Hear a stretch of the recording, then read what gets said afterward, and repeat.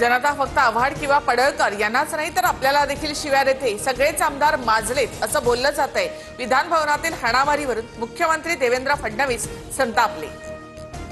ज्या शिव्या बाहेर पडतायत त्या काही एकट्या पडळकरला किंवा यांच्या माणसाला नाही पडत आहेत। आपल्या सगळ्यांच्या नावाने या ठिकाणी बोललं जातं की हे सगळे आमदार माजले म्हणून।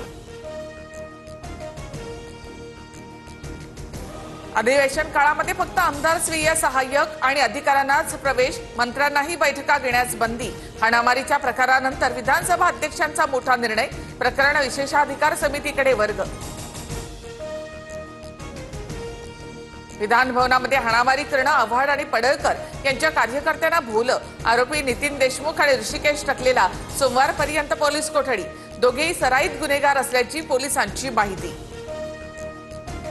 भविष्यात विधिमंडळामध्ये आमदारांचे खून पडले तरी आश्चर्य वाटणार नाही, काय व्यवस्था झाली आहे महाराष्ट्राची।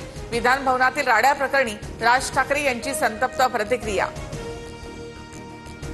जनसुरक्षा कायद्यांतर्गत कोणत्याही एका व्यक्तीला अटक करता येत नाही, दावे आणि कडवे दावे यामध्ये खूप फरक, मुख्यमंत्री फडणवीसांकडून स्पष्ट। विधिमंडळामध्ये मारामारी करणारे कडवे डावे की कडवे उजवे, गुन्हेगारांचा नवा राजकीय जन्म होतोय। राष्ट्रवादी राजवट लावावी एवढी गंभीर स्थिती, उद्धव ठाकरे यांची सरकारवर टीका। कार्यकर्त्यांसाठी जितेंद्र आव्हाड पोलिसांच्या गाडीखाली शिरले, आव्हाडांना गाडी खालून बाहेर काढत पोलीस नितीन देशमुखांना घेऊन गेले, आव्हाड यांच्यावरही गुन्हा दाखल।